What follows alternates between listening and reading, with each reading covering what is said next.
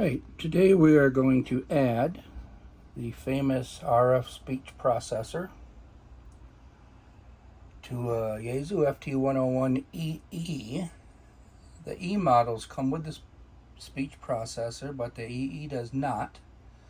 But, as you see, it is pre-wired for it, right here and here. So we're going to go ahead and add it and see if using the processor switch will work and get us going. And the level control over here is to adjust the level of the processor once it's working. So let's heat up the soldering station and get this going. Okay, I've removed the bottom cover. We have to remove this speaker mounting board to get to some wires underneath here for the yellow and red coax cables and remove a jumper. So I'll pull this off. Alright, I got the speaker cover off. The manual says to locate the red and yellow coax wires that are unsoldered against the chassis wall between MJ3 and the chassis wall. Well, these happen to be actually soldered just to a dead dummy terminal here. It doesn't go to nothing, but they are soldered in place. So I will unsolder these, and then you're supposed to remove this jumper wire, which from here to here, and then you'll connect your red coax here and your yellow there, and then ground the outer shields probably here. So what you're doing, if you're not using a processor, they just got a jumper here to here, and with the processor you're actually going to take this out and it's going to feed through the processor. The signal will come up through this red one from here, go up through the processor, and then back down here through the yellow one, and then out. So we'll go ahead and remove these wires from here and get them soldered in place, remove this jumper, and we'll take another look at it. Now, one thing you want to keep in mind, it says serial numbers above and below 150,000 because there's a drastic difference in how you do this. This particular unit is above, it's like 161,000 range. If you go below 150,000, it's a lot more intensive. I believe you got to put the switch and knobs in and all that stuff. I wouldn't, after reading through it, I wouldn't want to do it to one of the lower serial number models, but these upper ones are pretty straightforward and easy, it looks like. So, all right, I'll get this unsoldered and soldered in place and get back. One more thing is there's actually 2 or 3 different types of these processor boards. We're going to be installing the PB1534. I don't know if you can see it right there, barely. Which I believe is the newest one, but that's the ones I have the most of, so that's what we're going to go ahead and install in here. Alright, I got both of these unsoldered, and as you can see, they were soldered right there to this dead terminal right here that doesn't go to anything. They were just both soldered right there. So we'll go ahead and get them soldered in place and remove this here jumper and get back with you.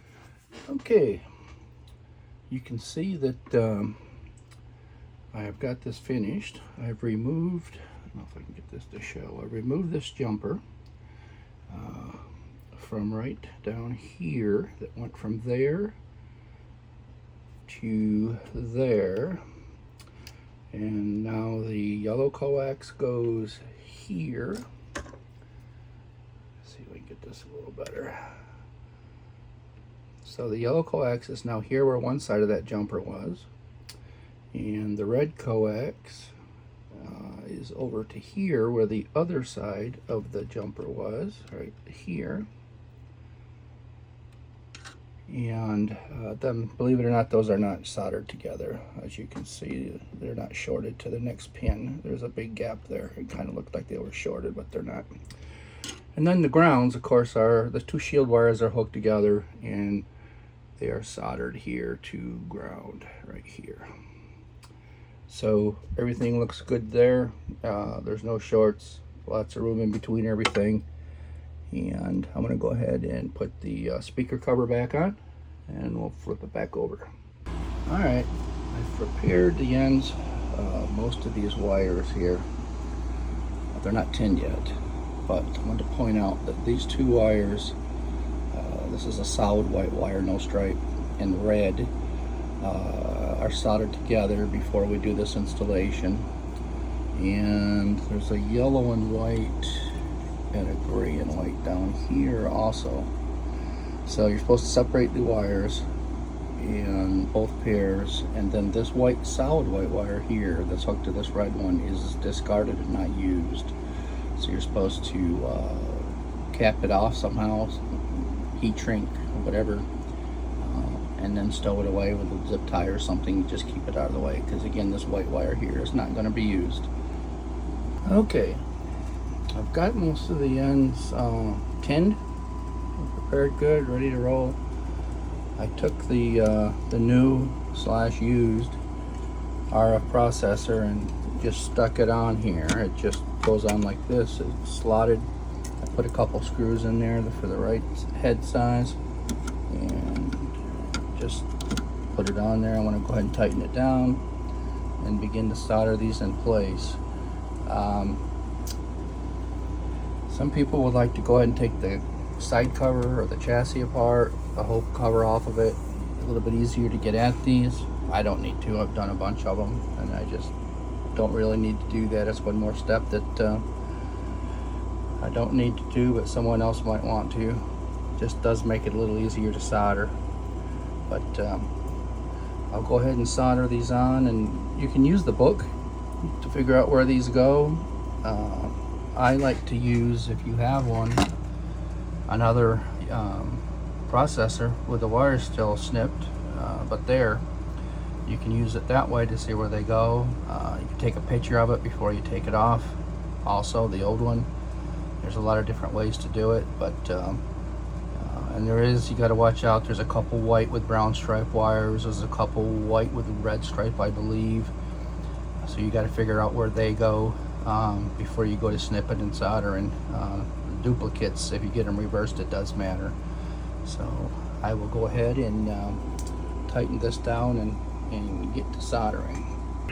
Alright, so we have it all installed. The RF processor is completely installed. Put a few wire zip strips on there. Probably could do a couple more, neaten it up some. But for now, we're in the testing phase here.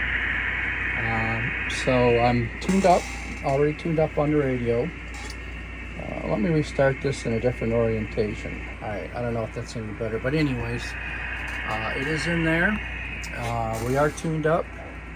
We are in upper sideband, and I have the modulation up pretty high, almost all the way. I have my level set at midway. Now the level is the level of your RF processor.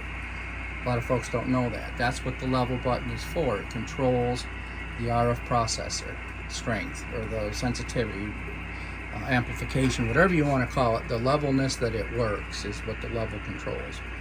So I got it set midway, and I'm actually got to turn the processor off, and we'll look. I'm on the 150 watt scale with no processor, just regular sideband audio. So I'm getting about 80 watts. I don't have it completely tuned up all the way, but just roughly I'm getting 80 watts. Audio. Alright, I'm going to go ahead and throw the processor on. It is on. We are in mid-range. And let's see what we get.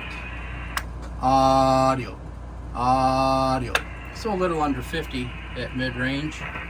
We'll go ahead and just maximize it out just to see what we are getting with the processor through the processor. Audio.